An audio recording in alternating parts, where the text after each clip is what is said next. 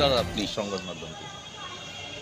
বলার একটাই কথা, কারণ পার্টির এখন সুদিন স্বাভাবিকভাবে এখন আমাদের যারা পুরনো কর্মী আছে, আমরা যারা দীর্ঘকাল ধরে এই পার্টিটাকে আস্তে আস্তে গড়ে তুলেছি, স্বাভাবিকভাবে তাদের এখন মূল্যহীন হয়ে যাচ্ছে তাদের দীর্ঘদিনের পরিশ্রম। ক্যামেরার দিকে থাকি।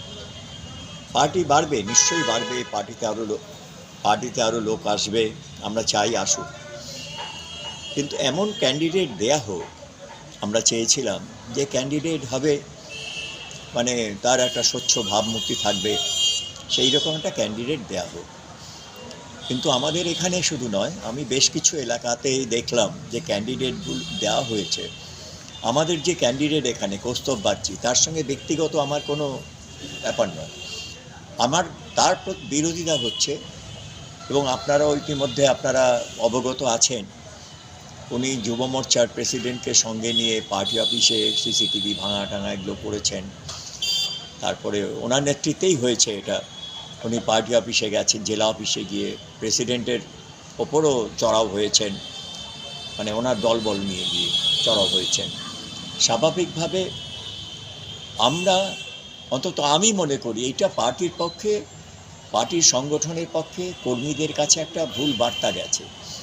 তারপরেও পার্টি এগুলো জানে, রাজ্য নেতৃত্বের জেনারেল সেক্রেটারি সেদিন ওখানে উপস্থিতও ছিলেন পরবর্তীকালে, কিন্তু সেদিন কোনো ব্যবস্থা তার বিরুদ্ধে নেওয়া হয়নি।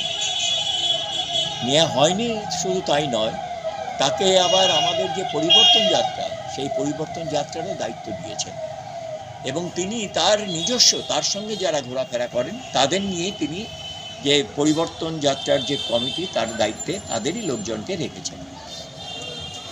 স্বাভাবিকভাবে এই রকম প্রার্থী আমার কাছে অন্তত মেনে নেওয়া সম্ভব নয়। এখানে অনেক প্রার্থী ছিল আমাদের দীর্ঘকালের, আবিষ্কার ভট্টাচার্য ছিল, সুপ্রিয় ঘোষ ছিল, দেবজিৎ সরকার ছিল, যিনি আমাদের পার্টির মুখপাত্র তিনিও ছিলেন। তাদের কাউকে ক্যান্ডিডেট করতেন, আমাকে ক্যান্ডিডেট করার কোনো ব্যাপার নেই। আমার বয়স হয়ে গেছে, ধরে নিলাম আমার বয়স হয়ে গেছে। শুভেন্দুদা নাকি বলেছেন যে আমার অহিন্দার বয়স হয়ে গেছে, অহিন্দাকে ক্যান্ডিডেট করা যাবে না। ঠিক আছে, মেনে নিলাম বয়স হয়ে গেছে, ক্যান্ডিডেট করা যাবে না। তাহলে আমাকে কেন বিভিন্ন সময় বিভিন্ন দায়িত্ব দেওয়া হয়েছে? এখনও দায়িত্ব দেওয়া হচ্ছে যে এই বুথে আপনাকে একটু দায়িত্ব দিলাম, ওই বুথের দায়িত্ব দিলাম। তাহলে আমার যদি বয়সই হয়ে থাকে, বয়স হয়ে গেলে তো পরিশ্রম করা সম্ভব নয়, তাহলে আমাকে এই দায়িত্বগুলো দিয়েছেন কেন? আমাকে নদিয়া দক্ষিণের দায়িত্ব দেওয়া হয়েছিল, বিধানসভার ইনচার্জ করা হয়েছিল, কিসের জন্য? তখন বয়সটা ফ্যাক্টর ছিল না। কিন্তু আমি প্রার্থী হতে চাইনি। আমি বায়োডাটা জমা দিয়েছি একমাত্র আমাদের এখানে 3টে মণ্ডল সভাপতি, তারা এবং আমার সহকর্মী, যারা আমার সহকর্মী এখানে ব্যারাকপুর বিধানসভায়, তারা প্রত্যেকেই বলেছে অহিন্দা আপনি বায়োডাটাটা জমা দিন, হবে কি না হবে তার পরের ব্যাপার।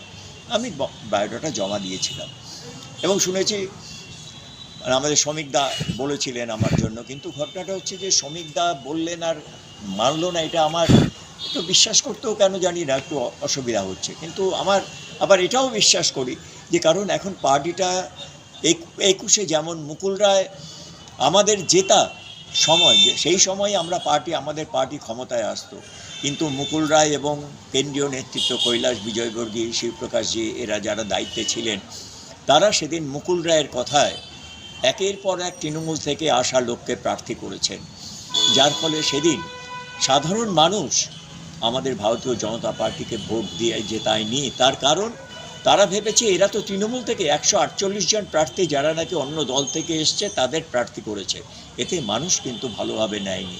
তারা ভেবেছে যে এ তো সেই তৃণমূলের লোকজনকেই আমাদের ভোট দিতে হবে, যাদের বিরুদ্ধে আমরা লড়াই। স্বাভাবিকভাবে 21-এও আমরা ক্ষমতা দখল করতে পারিনি। তাহলে কি আপনি বলতে চাইছেন এই মুহূর্তে রাজ্য কমিটি জুড়ে শুভেন্দু অধিকারী দপদপানি চলছে পুরোপুরি? হ্যাঁ, অবশ্যই শুভেন্দু অধিকারীরই।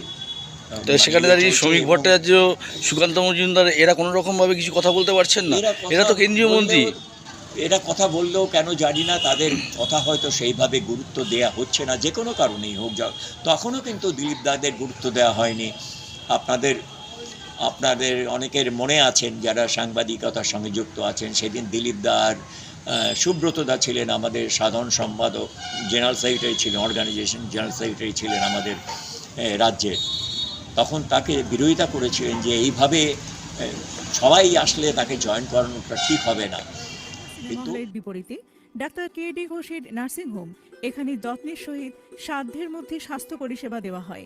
এখানকার অত্যাধুনিক ফেসিলিটিগুলির মধ্যে হল ICCU, AC sharing cabin, AC cabin, NICU, maternity, paediatric, ventilator facility, modular OT, orthopaedic surgery, any type of surgery, obstetrics and gynecology, 24 hours ambulance facility, general medicine, pathology, physiotherapy, PFT, ECG, EEG, Holter monitoring, এছাড়াও থাকছে daily OPD service, 24 hours emergency service. আমাদের ঠিকানা Barasat road, নোনা Chandanpukur, Barrackpore, Amala cinema হলের বিপরীতে, কলকাতা 122।